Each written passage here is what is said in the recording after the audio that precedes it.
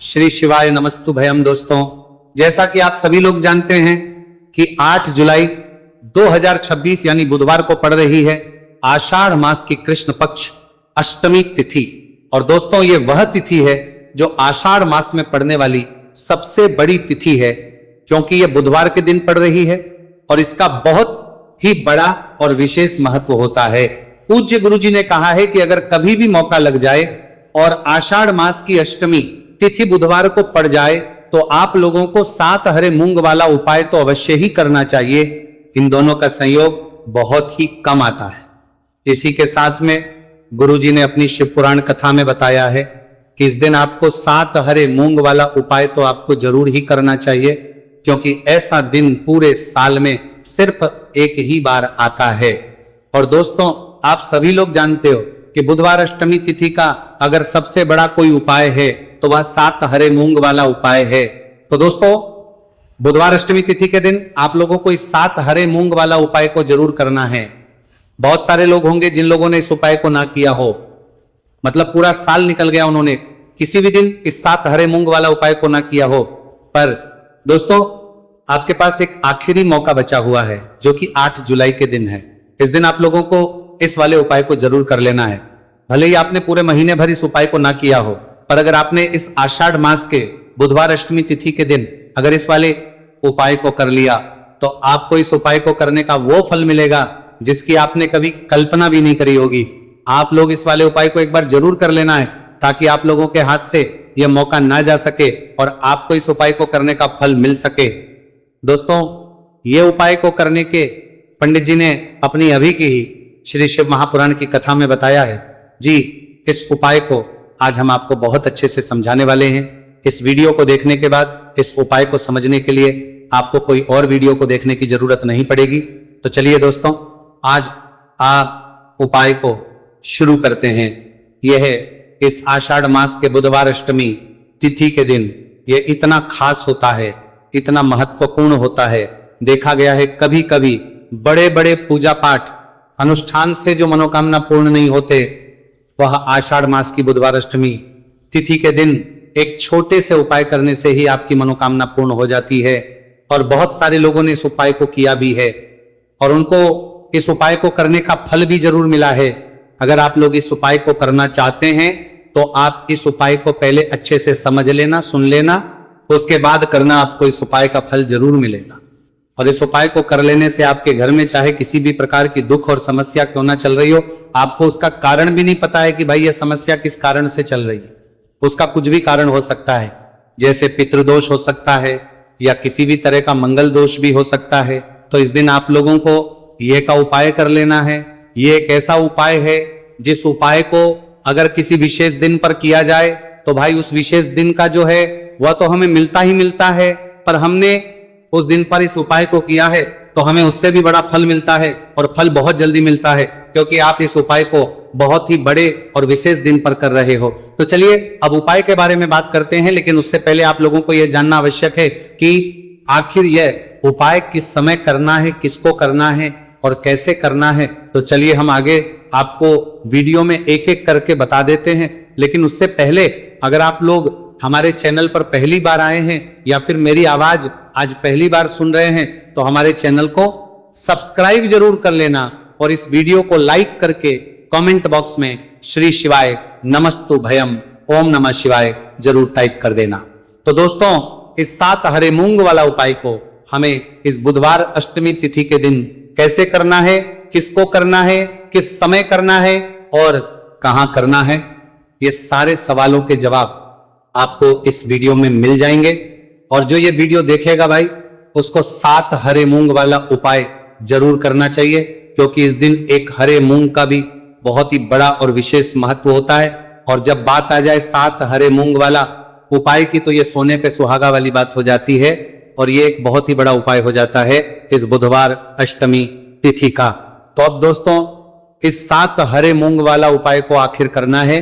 सबसे पहले हम लोग वो बात जान लेते हैं। तो देखो, घर की जो बड़ी माताएं बहनें होती है, उन माताओं बहनों में से कोई भी एक बड़ी माता बहन इस वाले उपाय को कर सकती है। और दोस्तों, अगर आप चाहे तो अपने घर में से सभी सदस्यों को भी इस उपाय को करवा सकते हैं। अगर किसी व्यक्ति की खुद की कोई मनोकामना है, खुद की कोई दुख और परेशानी है जो कि वो अपने लिए ही करना चाहता है इस वाले उपाय को, तो वो खुद अपने लिए भी कर सकता है। बाकी अगर कोई घर में से ऐसा है जो कि अपने पूरे घर परिवार की सुख और शांति के लिए यह वाला उपाय करना चाहता है, तो भाई वो भी कर सकता है, उसमें भी कोई दिक्कत वाली बात नहीं है। कहने का मतलब यह है कि इस उपाय को हर एक सदस्य भी कर सकता है और पूरे घर परिवार के सदस्य के लिए घर की बड़ी माताओं बहनों में से कोई एक माता बहन भी कर सकती है। माताएं बहनें अगर घर में उपस्थित ना हो या वह ये वाला ना कर पा रही हो तो फिर घर का कोई बड़ा सदस्य भी इस 7 हरे मूंग वाला उपाय को कर सकता है, चाहे फिर वह पुरुष ही क्यों ना हो, उसमें कोई भी दिक्कत वाली बात नहीं है। उसके बाद में दोस्तों जो अगला प्रश्न निकल कर आता है वो यह आता है इस उपाय को लेकर कि आखिर इस उपाय को हमें किस समय करना है, सुबह के समय करना है कि शाम के समय करना है। तो देखो इस वाले उपाय को आप लोग सुबह के समय भी कर सकते हो और शाम के समय प्रदोष काल में भी कर सकते हो। अब अगर आप पूछो कि भाई सब सबसे उत्तम समय कौन सा रहेगा इस 7 हरे मूंग वाला उपाय को करने का, तो हम आपसे बस यही कहेंगे कि इस उपाय को आप सुबह के समय करेंगे तो ज्यादा बेहतर होगा। बाकी अगर प्रदोष काल शाम के समय भी करेंगे तो भी अच्छा होगा, उसमें कोई भी दिक्कत वाली बात नहीं।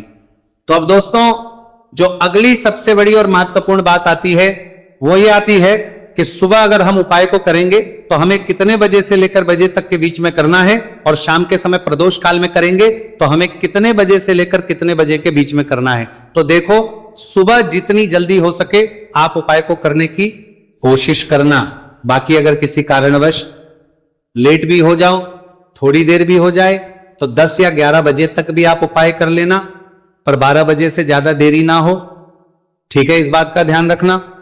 उसके बाद में दोस्तों अगर शाम के समय प्रदोष काल की बात करें, प्रदोष काल का जो समय है होता है वो शाम के 6 बजे से शुरू हो जाता है।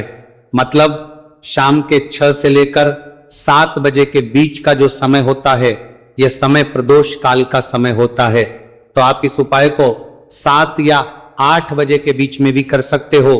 मतलब शाम के 6 बजे से रात 8 बजे के बीच में आप कभी भी इस वाले उपाय को कर सकते हो, उसमें कोई भी दिक्कत वाली बात नहीं है। देखिए आप किसी भी रोग से परेशान, आपके शरीर में कोई भी भारी रोग हो चुका है, भारी बीमारी हो चुकी है, या फिर यदि आप किसी भी कार्य में सफलता की प्राप्ति करना है, आप नौकरी में सफलता प्राप्त करना चाहते हैं, आप अपने व्यापार में सफलता की प्राप्ति करना चाहते हैं, आप यदि किसी भी एग्जाम की तैयारी कर रहे हैं और आप यदि उसमें सफलता की प्राप्ति करना चाहते हैं, या फिर आपके विवाह में विलंब हो रहा है, यानी कि आपके किसी भी प्रकार के कार्य में रुकावटें आ रही हैं, बाधाएं आ रही हैं, तो आपको इस अष्टमी तिथि पर यह दिव्य उपाय करने से नहीं चूकना चाहिए।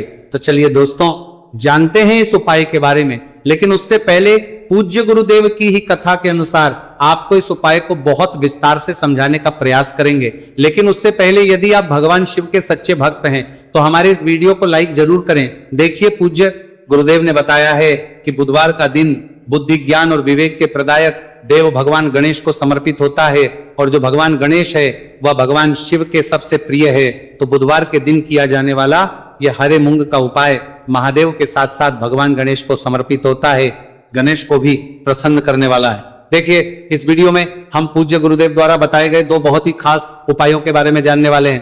पहला जो उपाय है, यदि आपको अपने किसी भी प्रकार के कार्य में रुकावटें देखने को मिल रही हैं, आप यदि किसी भी प्रकार के कार्य में सफल नहीं हो पा रहे हैं, या फिर यदि आप अपनी को भ्रमण करना चाहते हैं, अपने ज्ञान और विवेक को बढ़ाना चाहते हैं, तो विशेषकर ऐसे लोगों को यह पहला उपाय करना है।